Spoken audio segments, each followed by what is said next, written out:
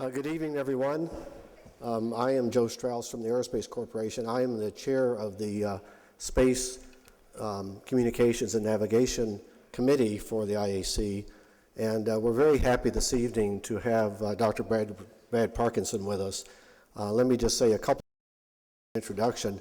Brad has a long and storied career, actually, in the aerospace business in general.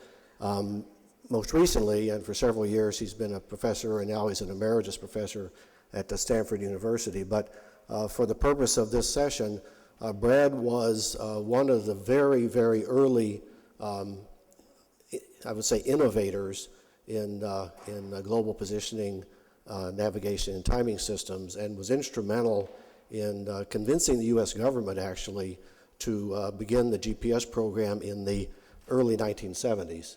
And so we're very happy to have him here this evening. I won't give a longer introduction, but he's here to talk about origins, surprises, and the future of GPS.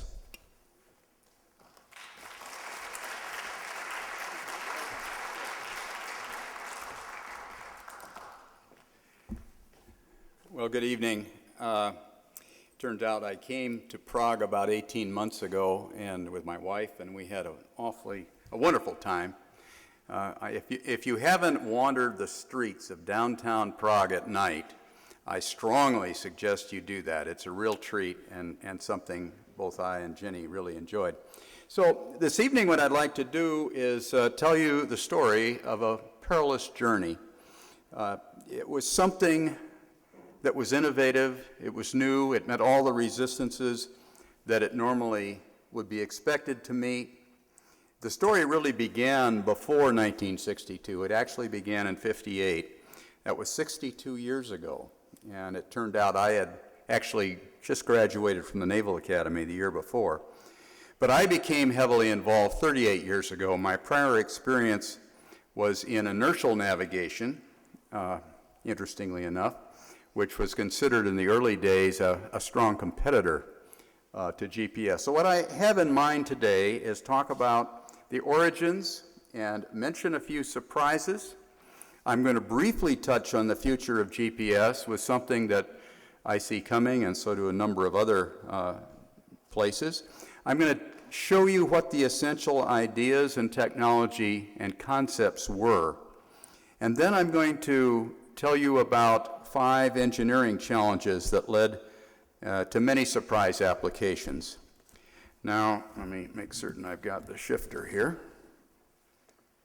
I call this a tribute to the almost forgotten, and by that I mean the team that worked with me to put that system up in the first 6 years. The almost forgotten who labored so long and sacrificed so much, and indeed they did, to make it happen, because it was a perilous time, and the Air Force was poised to cut this program as soon as it possibly could. And so I'm going to tell you why that came about and what we did about it. I think it's worthwhile to think about innovation in a form that is sort of universal. This is a quote, and see if you recognize who said it. It turned out it was a European. It ought to be remembered there is nothing more difficult to take in hand, more perilous in its success than to take the lead in the introduction of a new order of things, because the innovator has for enemies all those who have done well under the old conditions, and lukewarm defenders in those who may do well under the new. The coolness arises partly from the fear of the opponents and partly from the incredulity of people who do not readily believe in new things until they've had long experience with them. It was written 497 years ago by Machiavelli, and the point is things don't change. So today GPS serves, we think, over 800 million users. To tell you the truth, we don't know. There was a time when we used to keep track of the crystal oscillators, and that would, if we could figure out how many the crystal oscillator manufacturers were selling, we could figure out how many receivers were being made.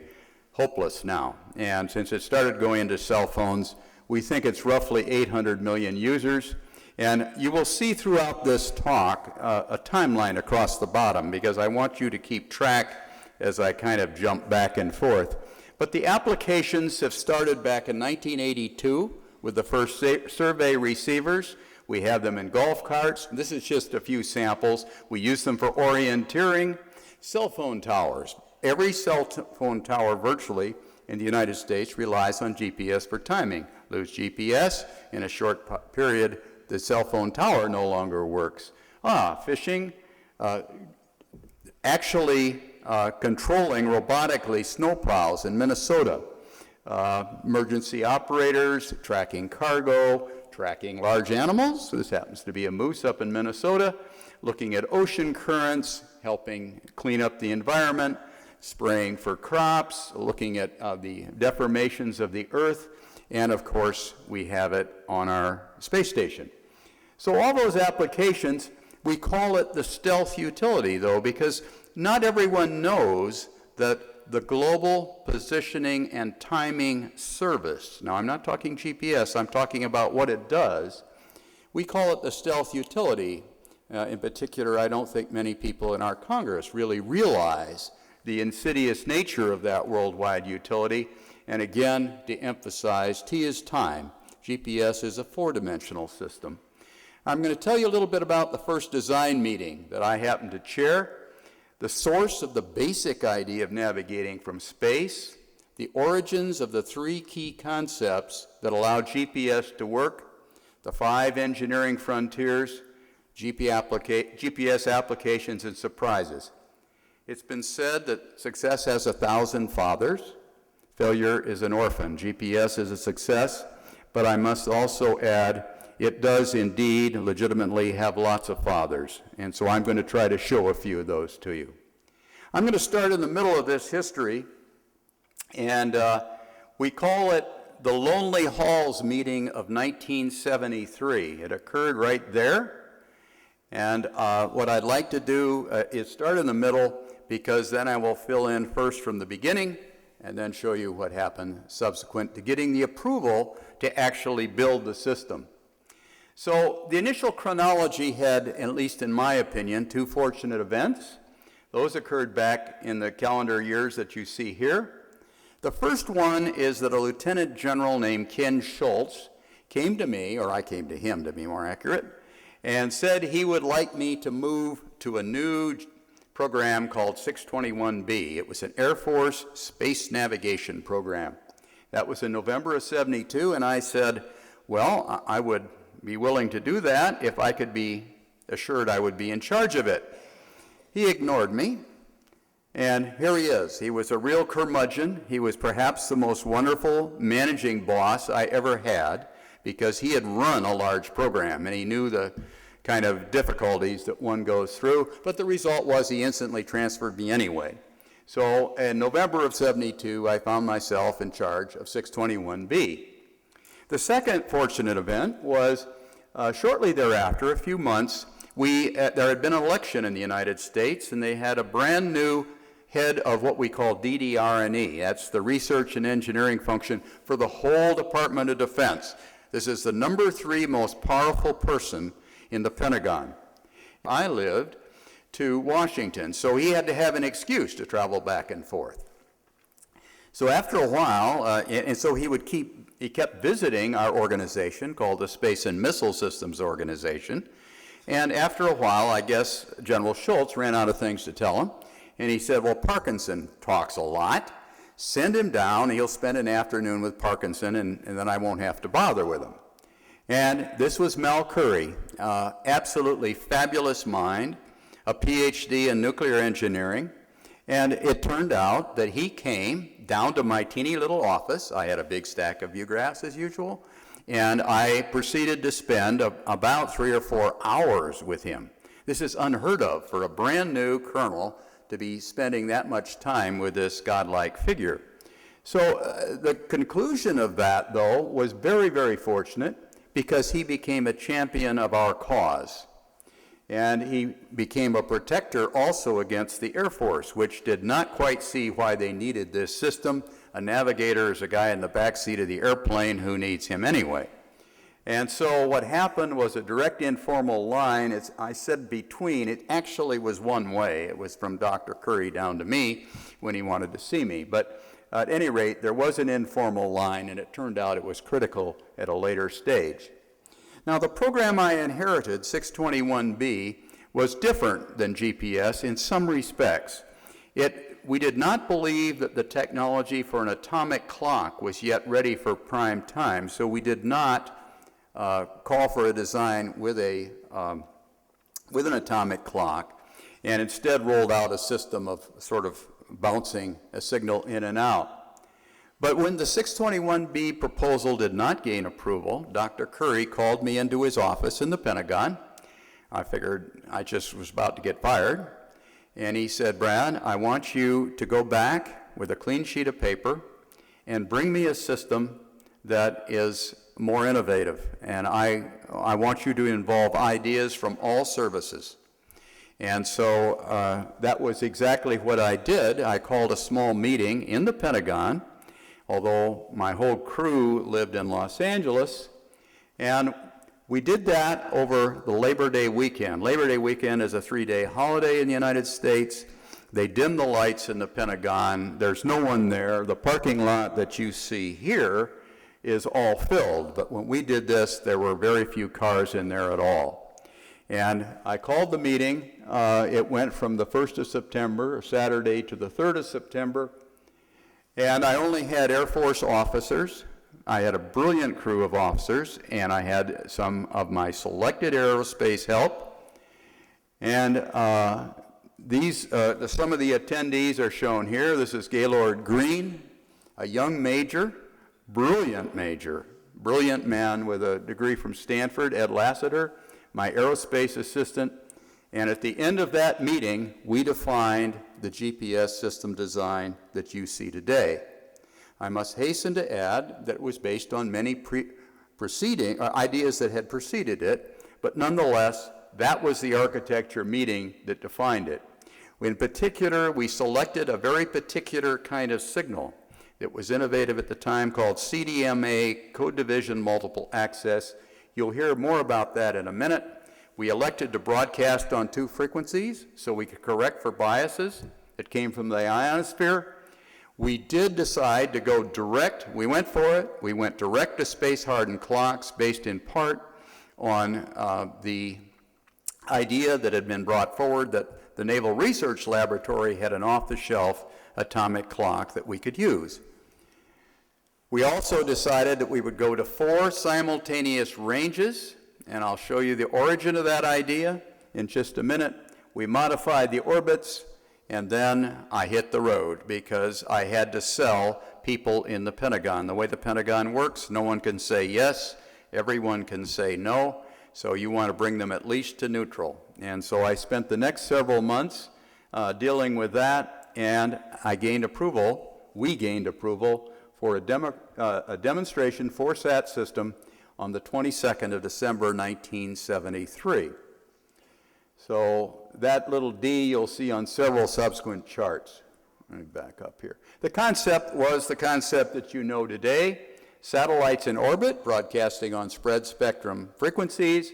A control segment, originally at Vandenberg, now moved to Colorado Springs. Reference stations scattered around the Earth.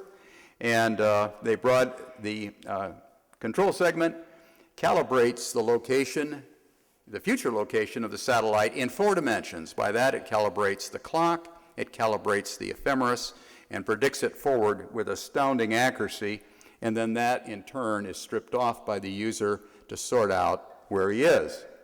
The original configuration had 3 planes of 8 satellites.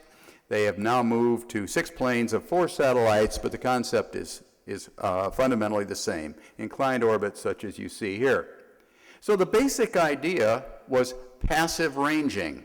There was an alternative of sending a signal up from the user, going to a control segment, have the control segment calculate where you were and send it back to the user. We rejected that. I've only shown 3 of the ranging signals here for clarity, but actually we need 4 to solve for those 4 dimensions, and those are latitude, longitude, altitude typically, and synchronized time. It's synchronized to Universal Coordinated Time, or UTC, but not precisely. The most important thing is internal consistency rather than UTC.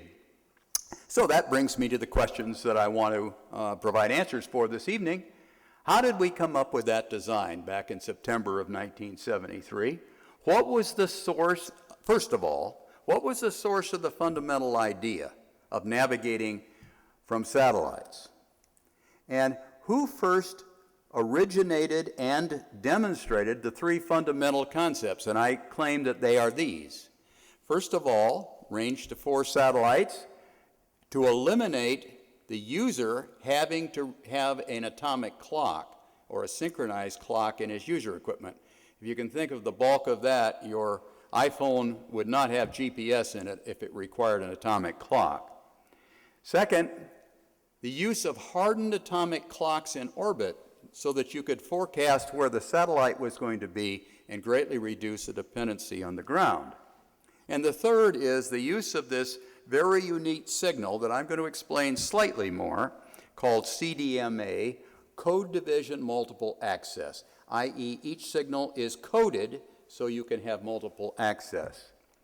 And what were the engineering challenges? So I'd like to march through a little bit more of the history, and to do that, I'm going to go all the way back now. You notice the timeline has shifted back here to this period from about 58 to 60. On the 4th of October 1957, about 3 months after I graduated from the Naval Academy, everyone started looking to the skies to see if they could actually see the Russian satellite that was going around. And there were many U.S. failures, if you recall, and finally we got a teeny little grapefruit-sized satellite up. Didn't exactly declare victory, but clearly we were second in this race at that point. Now, there were two analysts, two mathematician engineers at the Applied Physics Laboratory of Johns Hopkins University.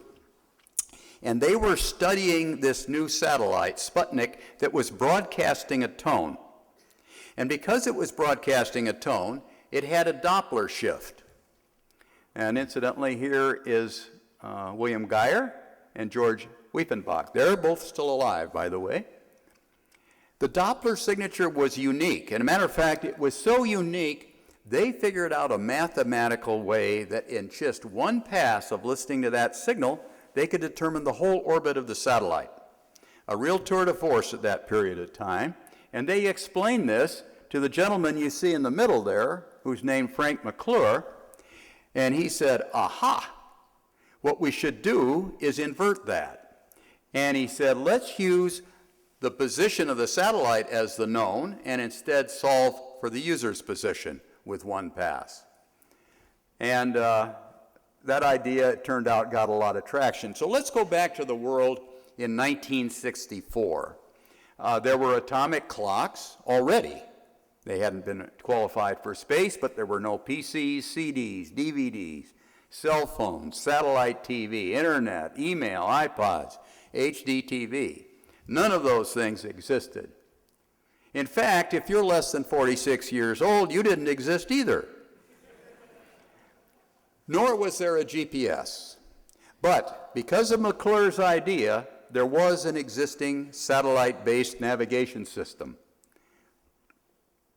And that system was known as Transit, the Navy's navigation satellite system, NNSS, sometimes known as that. And it was developed under the gentleman that's standing on my right, your left, Dick Kirshner, a real superb engineer at the Applied Physics Lab.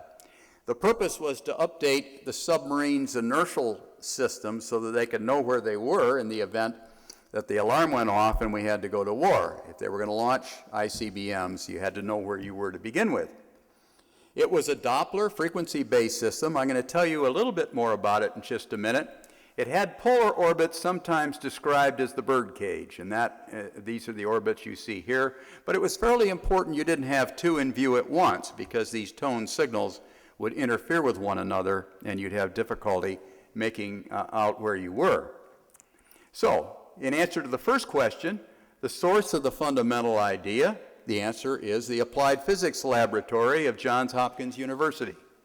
And in particular, Geyer, Weifenbach, McClure, and Kirshner are the people that I certainly give credit to, although knowing them, they would give a lot of credit to the engineers that also did it, and that was done from 1958 to 1964. A little more about that satellite system. It's a solar-powered. It's gravity gradient stabilized. It was launched on a Scout. It was a very small satellite by current standards. And it broadcast, after the first launch, they realized that the ionosphere was creating a very large delay and hence inaccuracy in trying to do this determination of where you were. So they broadcast on two frequencies, 150 and 400 megahertz, and they started the process of orbit determination and prediction as much as 12 hours ahead, because the satellite was not in view of the ground station. It had to know where it was so that when a submarine poked its little antenna up, it would strip off that data as well as listen to the two tones in the manner that I just told you about. Unfortunately, a fix was only available every few hours, and it took about a quarter of an hour for a fix. On a good day, it was about 25 meters in only 2 dimensions. And if you were moving, you had to know very accurately how fast you were moving, because 1 knot of error produced about a quarter nautical mile of positioning error. And that was because it was fundamentally a Doppler system, and you were confusing the antenna and hence the user on how the Doppler should be interpreted. But there were 2 things that they did that were very fundamental to later developments on GPS. The first was the dual frequency ionospheric correction, and the second was the orbit prediction and determination, and I'm going to refer back to this in just a minute. Now, the interesting thing is that transit actually as an operational system lasted for some 30 years, long after some of the initial work we did on GPS, but it did not go out of service until we actually had declared GPS to be fully operational. Now, by the early 1960s, some felt an improved satellite navigation system could be developed. And the goal was 24 hours a day, 7 days a week, 3 dimensions, worldwide, available to anyone. And at this point, I have to give a tribute to Yvonne Getting, who, with me, received the Draper Prize back in 2002. Very deserving. Dr. Yvonne Getting was the president of Aerospace Corporation. He had a distinguished history up to that point, and he saw the potential for doing just exactly what we needed. He didn't have the details, but he could visualize how it would work, and he was a tireless advocate. This is a quote from a history on GPS. Tireless advocate of the project in the face of early resistance from the Pentagon. He did not end up directly involved in the development, but he did continue strong advocacy, and in particular, he supported and started key studies in this 621B project that lasted from 1962 to 72, and one in particular is actually the defining study for GPS. So those studies were in that period, and to understand the relationship of those studies to GPS, I have to go back to that era, 64 to 73. There were actually, in addition to 621B, there were 2 other systems being proposed: Timation by the Navy, or the Naval Research Laboratory, and upgrades to the transit system that APL had developed. I'm going to tell you the role each of these things played in subsequent events. But let's start out with 621B. This is the cover sheet from the study that was performed from 1964 to 1966 by these 2 gentlemen. These guys are brilliant. This is Jim Woodford and Hiroshi Nakamura. He is no longer alive, but he is, and I spoke to him on the telephone less than 6 months ago. So these 2 gentlemen put together a comprehensive study of navigation satellites. Unfortunately, it was classified secret. It was still classified secret when we did the Lonely Halls meeting, so we could not tell anyone where what we did was coming from. It was not declassified until long after the system had moved on in 1979. But it turns out this was the real foundation of the decisions in that Lonely Halls meeting in the Pentagon. To make that point, It was a true systems study. It advocated passive ranging rather than this ding-dong thing. It advocated atomic clocks in space. It explored the four-dimensional navigation, the user not requiring an atomic clock, and it directly led to some prototyping work that I'm also going to mention. Now, this is perhaps the most important chart in that 125 chart briefing that they summarized this with. You take one glance at that and you say, is that guy really going to try to explain that chart? Yeah, I'll try. The first thing I'll do is blank out most of it. And this was the comprehensive study of the alternative ways that you could navigate from space. And in particular, let's concentrate on computation performed by the user, so you're not saturable, the one-way type of navigation, and under that, what you see here is there are four alternatives, 2, 3, or 4 satellites. There's 2 versions of 3. And you'll also see there is a major distinction in these, in that in this one alternative is the user has a crystal clock designated by the X. The other is the user has an atomic clock. And in particular, there's an atomic clock in the satellite. So this was shorthand way of showing what all those alternatives were. Note that the user is passive. Now, the interesting thing about our meeting is we went for broke.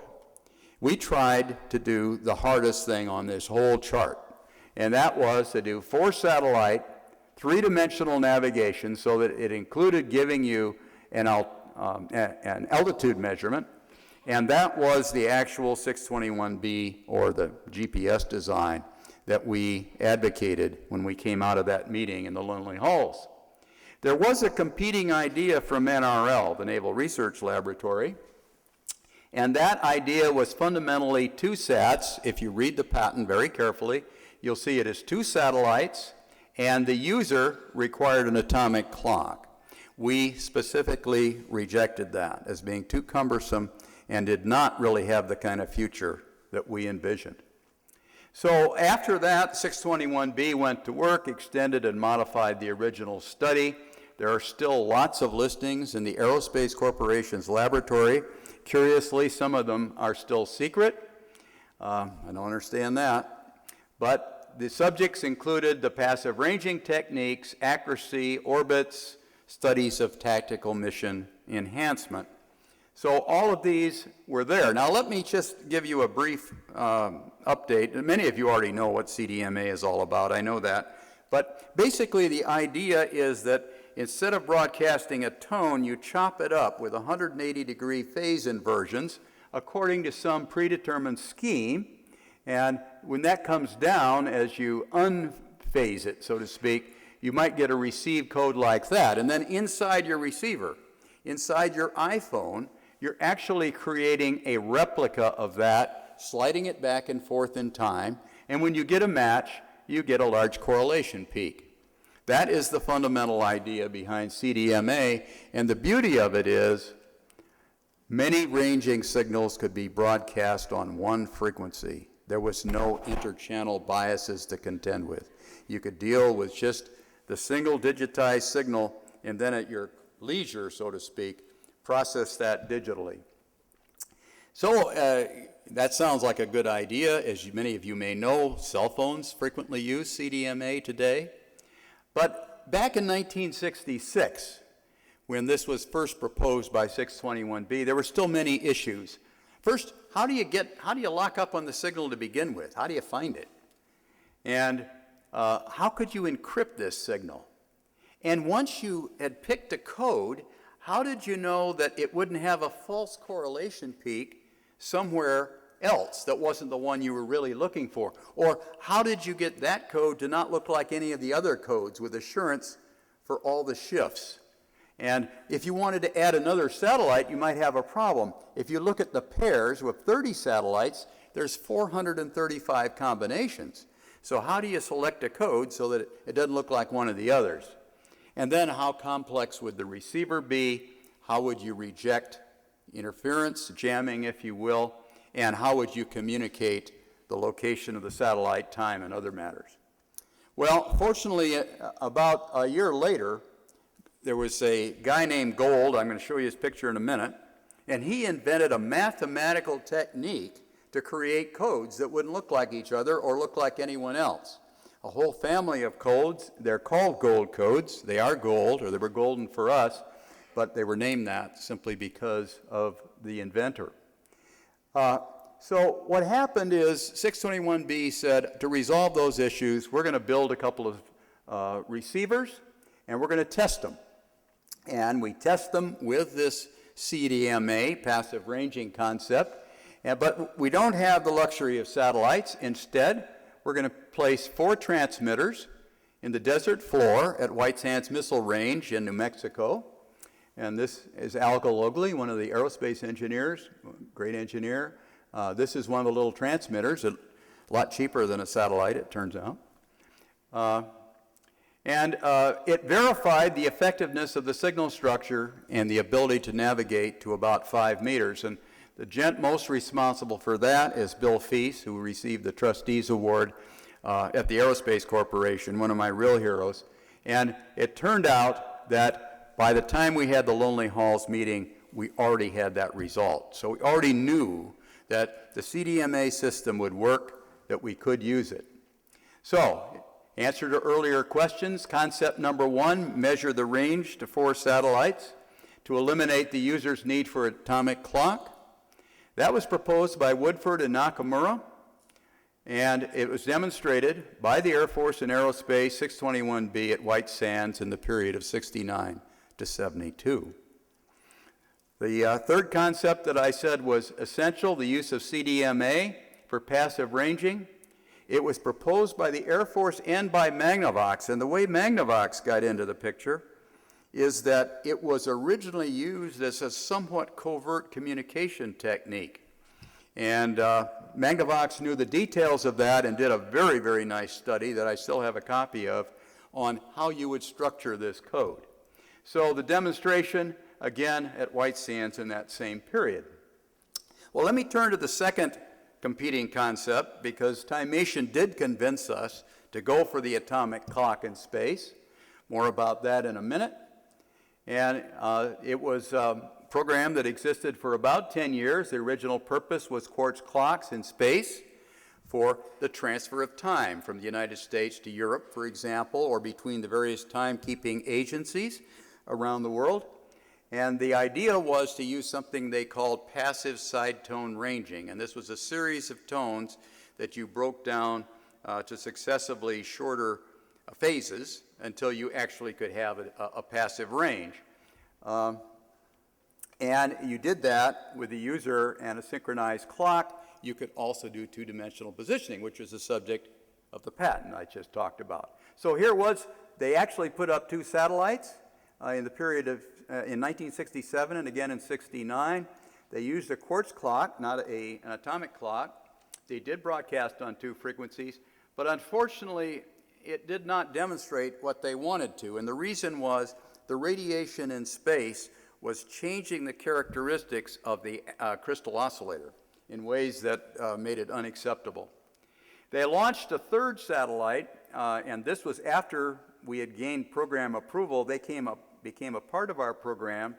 It was renamed NTS, Navigation Technology Satellite 1, but unfortunately the attempt to make that a prototype as a rubidium failed because the rubidium was not robust enough, and it failed after about a year. And here is the actual performance. If you look carefully, that's 1 part in 10 to the 9th, which for a wristwatch is pretty darn good, but we needed a stability of a few parts in 10 to the 12th.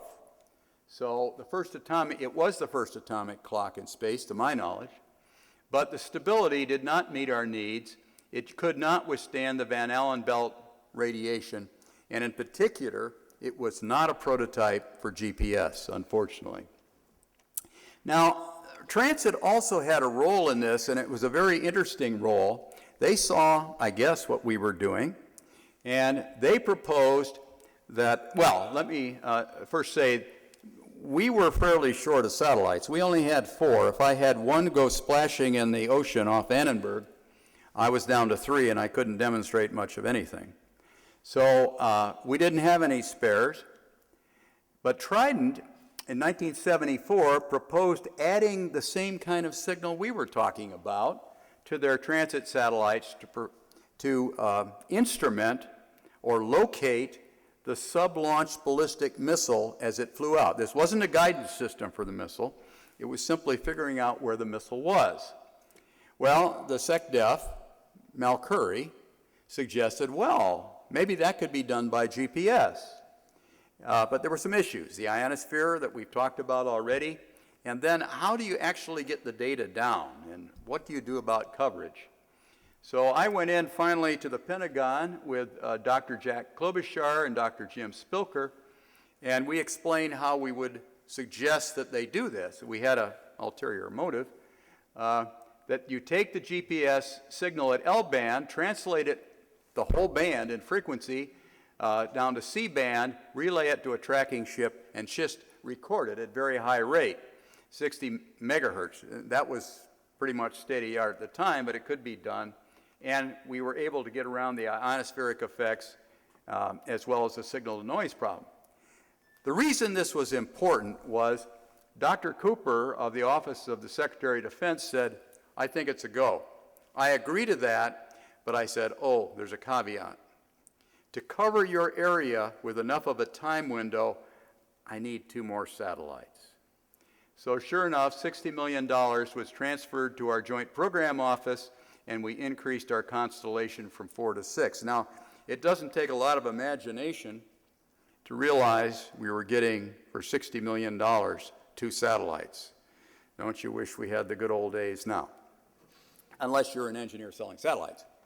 But the concept was successfully implemented and used by APL. I had occasion about a year ago to go and speak. I gave them a version of this history, and they enjoyed it a lot. I gave them a lot of credit because I don't think they wanted to give me $60 million, but on the other hand, I really needed those satellites. So the evolved JPO concept, the signal structure, we incorporated anti-jam capability in our user equipment. We use those inclined orbits. We evolved the transit orbit determination program. We put atomic clocks on the spacecraft, and that's a whole nother story I'm going to tell you in just a minute. And we had a family of tailored user equipment, man packs, low cost, multi-channel, the whole works. Well, the Lonely Halls meeting design had answers for all the major issues, but it was go for broke. We were committed to deploy worldwide, and we were committed to use hardened atomic clocks. So there were some engineering little things that had to be cleared up, like the whole details of that CDMA message in terms of all the terms that you see up here. And perhaps the most important thing I've already mentioned, there's Robert Gold, a brilliant mathematician. But the signal is far more complex than just codes, and those of you that are dealing with Galileo are already well aware of this. The devil is in the details, but the foundation that was laid 34 years ago by these personal heroes of mine, and here's what they did. Magnavox and Hazeltine for those original receivers. A couple of brilliant young officers worked for me. Here's Ed Martin, a system engineer. Charlie Kahn, a theoretician. At Magnavox, Jim Spilker, A.J. Van Derendonk, Clifford, Feast, and Hagerman, all at Aerospace. I haven't even begun to scratch the surface, but you get the idea. It was a community effort, and it was done extremely well. The second engineering challenge was the space-hardened clocks. We're flying in the upper Van Allen belt, and to understand the heritage, you have to go back to the co-inventors. Atomic clocks were invented, ammonium clock in 49, cesium in 57, but the heart of the matter were these two gentlemen, Ernst Jeckert and Gerhard Hübner, and they invented a very small rubidium clock in 1970s. They had no idea it would be used in space. It was a commercial endeavor, but it turns out it was adapted. So we advocated, the Air Force 621B advocated an atomic clock. but so did NRL. And NRL, bless their heart, went after it, tried their best, and actually launched a rubidium clock in 1977. But it turns out on the first 4 satellites, it says 3, but actually the only operational atomic clocks on the first 4 satellites were actually developed by the JPO and Rockwell. The heroes, of course, are those original inventors of this very small form factor, but then these rubidium clocks act as wonderful thermometers. You have to control their temperature to microdegrees if you want to get the right stability out of them. And that meant triple and quadruple ovens, quadruple temperature control systems, and the people who did that, Hugo Fruhoff, and then we had a lot of good support from NRL, Kern, Easton. This shows Ron Beard here. And then I should mention that Kern was the first person to put together a space-qualified cesium clock. And for a long time, that held the record for stability in space of better than a part in 10 to the 13th. And that Bob Kern is some character, and he's a heck of an engineer and physicist. So, when we ask the second answer, we've asked 3 questions. I've answered 2 of them. The third one, the use of hardened atomic clocks on orbit, Woodford and Nakamura stated the need in that early study in about 8 places. NRL did the same. The GPS operational clocks were first prototyped and developed by Rockwell International under direct contract to our Joint Program Office. The third major engineering challenge was orbit prediction. And right now, GPS predicts orbits to a few meters after 90,000 miles of travel through space. That's a few meters of ranging error. If you think about that, that's pretty phenomenal. Where did that come from? Well, it came from APL, from that transit program. This is a plot of the accuracy versus the time history, and that's a meter, 10 meters, 100 meters, etc. And this is the line that they were following down in terms of improvements. And here was where we got GPS approval. It turns out that our satellite navigation programs are changing how we actually view the geodesy of the world. And by the time we gained approval, we knew that we wanted to use somehow this program they had, but we had to do it quicker. We had to change how it was used. So the ancestor of GPS's orbit determination program is Transit, a program called Astro Celeste, and the Naval Surface Weapons Center worked with APL to do that. Lots of complications. Some of you, if you're astrodynamicists or Earth figure kind of people, know some of these. Pole wander, Earth tides, general and special relativity. That's an interesting one. We have to shift, our clock is stable to a part in 10 to the 13th, but we have to shift its frequency by parts in 10 to the 10th, 1,000 times more, because of general and special relativity. We have to compensate for that. It's real, by the way, general and special relativity. And then this shows polar wander, 60, 80 feet. The pole of the Earth sort of does this irregular motion. I think it's about a 400-day period. That had to be taken into account because we were measuring things relative to the Earth. Kepler doesn't know about polar wander. He just says where the satellites are going. So the GPS design uses passive monitor stations. We had a modified Kalman filter, one of the subjects near and dear to my particular heart. And here are some of those heroes, Bob Hill, Anderle at APL, again Bill Feast, and a fellow named Sherm Francisco at IBM. The fourth thing on our list is spacecraft lifetime. Sounds kind of mundane, but you need to get out to something like 10 years to make the system affordable, and let me show you why that is so. Incidentally, back in that early study by Woodford, he pointed out that the most specific change in satellite technology is the increase of MTBF and called for a vigorous program to do that. This is a very simple calculation.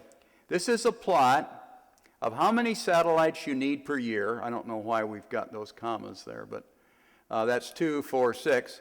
And the average satellite lifetime. So if you have 24 satellites, it's very simple.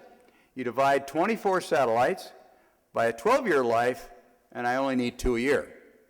On the other hand, if I have only a 2-year life, I need 12 a year. And that is the essence of the problem in those stark terms. And it turns out right now a 10 to 12 year lifetime for GPS requires about 2 to 3 satellites a year. The earlier Russian GLONASS, with a 2 to 4 year lifetime, was requiring to keep 24 satellites in orbit, would require 6 to 12 a year.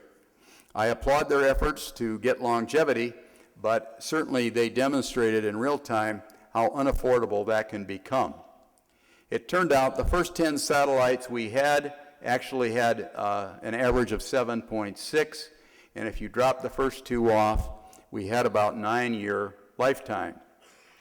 The reason that clock that NRL had developed was not useful for us was because its lifetime was under a year. So how do you do that? How do you get long life? Well, very carefully. You design with selected redundancy, for example, triple talk clocks, 2 high-power amplifiers, etc. You do a very rigorous part selection, S-class or equivalent, and you do derating, and then you test it as you fly it. You kick it as much as you can, and anytime you have a failure, you call a halt and dig into it. The heroes here, Dick Schwartz, one of the most superb program managers I've ever seen. He was the Rockwell Satellite Program Manager working for me. Hugo Fruhoff again, Gaylord Green, Walt Larkin, our parts guy at the program office, Irv Rezepnik, and again, Ed Lassiter. These were very, it sounds mundane, but this is the key to getting a country to be able to afford such a satellite system. And the last thing on my list is the user equipment. We needed user equipment that could eventually be miniaturized and produced at low cost. And of course, digital signal processing was at the heart of it. Integrated circuits were just beginning. We did not have that luxury in the beginning ourselves, but we could see where that was going. And for example, here is a phase 1 user equipment. 10 kilowatts of power, and I guess it took 2 people to operate. I don't know how that worked. But at any rate, this particular set, though, was demonstrating something in particular. It was demonstrating jam resistance, and actually I think it still holds the world record for such jam resistance. And of course, we also had man packs. We had 2 versions. We called them man packs, but they would actually break the back of any ordinary sized person. They weighed something like 45 to 50 pounds, required a battery swap out about twice a day. So we were demonstrating it all right. This is my deputy, Colonel Don Henderson, later Major General, and again my aerospace program manager, Ed Lassiter. And I think that's Pete Leonard, if I'm not mistaken. And where's Joe? He's nodding. Okay. And here's a gentleman I just saw last week, as a matter of fact. He was my Army deputy. Today you have much more in a single chip. By the way, this was a single channel. It had to sequence around to get the 4 satellites. And here you've got a single chip, and they've got chips now with 100 channels on them. Many of you may own something similar to this. I'm not touting Garmin particularly. I don't have any stock in the company. But this particular set, 12 channels, WAS, or EGNOS. I've tried EGNOS actually in this city with it. Color display, 25 hours on 2 AA batteries, and around $200. So it's actually a marvelous testimony to going towards digital. The sequel, we had by 6 months later, we had 4 satellites from the decision. 6 months later, we had 4 satellites on contract.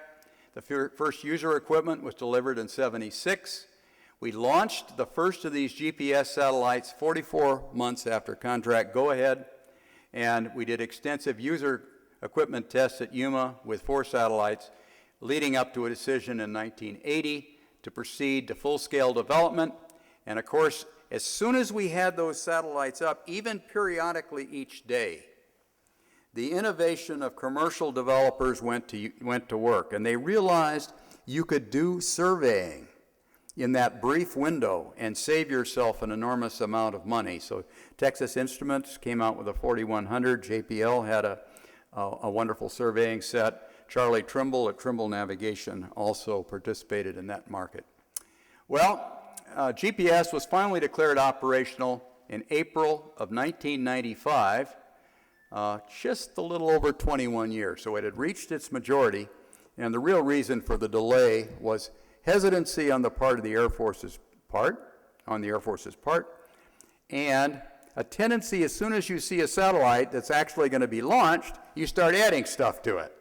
And sure enough, they added a number of other things that made it bigger, not necessarily better, but certainly delayed the time frame. Now, an old friend of mine, Bob Cannon, a professor at Stanford, came to me one day. I was in my office at Stanford, and he said, Brad, I've discovered why everything happens. And he said, one thing leads to another. So, what was the sequel? What happened next? The selection of CDMA has led to some very high precision applications. I'm going to tell you these under the guise of surprises. These are surprises that are directly attributable to the signal structure, in particular to what we call carrier tracking receivers. These are receivers that can measure with a precision sub-centimeter. And the application is, as you can see, Mickey Mouse here, robotics, commanding something to do something. We expected in 1974 that we could navigate airplanes. We thought we could fly them around in the sky. I earlier, I think, mentioned the story of FAA. The FAA deputy administrator at that time said, we don't need GPS, we don't want GPS, and if it ever shows up, we'll never use it. So obviously, they have changed their minds to the greater benefit of the aviation community, I think. So in 1974, we thought we could do this. The surprise in 92 was that my students, I won't take any credit, but my students actually put together a system that allowed hands-off landing all the way down to touchdown. This is 110 traces, count them. And this is the accuracy of the measurement by GPS compared to a ground laser tracking system with this ascribed accuracy. So the reality is on each of these passes, GPS was calibrating the laser, not the other way around. And this has gone forward to something called SBAS, or GBAS, Ground-Based Augmentation Systems for the FAA. And I don't think we're quite to Cat 3, but certainly Cat 1 landings are now feasible and certified. Got ahead of the story. We thought we could navigate around on land in 74. The surprise in 96 was again a couple of my bright students, Mike O'Connor and Tom Bell, demonstrated the ability to take this whopping big tractor and automatically steer it to an inch with your hands off. And in the process of doing that, they used antennas on the top for GPS to measure attitude, because the issue wasn't where the center of mass of the tractor was. The issue was where was the tow bar. So you had to do the offset or lever arm correction from here to the back, and to do that, we also relied on GPS. Here's a little tracking result. You can't probably read it from the back. That's something like 4 inches, and or maybe 3 inches, who's counting? Demonstrated automatic guidance of golf carts, and some John Deere people showed up at Stanford, and I explained that this was really wonderful because we could put it in a farm tractor, and the guy said no one would ever want it. And I said, okay, but you know, it would really be a neat project for you guys, so give me some money and a few tractors, and he did. And the net result now, contrary to his expectation, I think that's understated, by the way. I think the market for robotic GPS in tractors is well over $400 million a year. Even my cousins in England, in remote England, so to speak, who farm, are aware of the term real-time kinematic, which is the technique that is being used here. A lot of fun. In 1974, we thought, well, you could probably survey down to about 1 meter. The surprise is, no, you can survey sub-millimeter.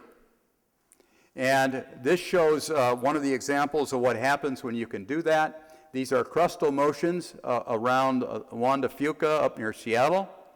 And you have to pick up on the scale here. That is 4 millimeters. That is 10 millimeters per year. We're measuring velocities of a millimeter per year in 3 dimensions, by the way. And as a result, you can determine heave as well as the thrust out of GPS. Indeed, that was a surprise.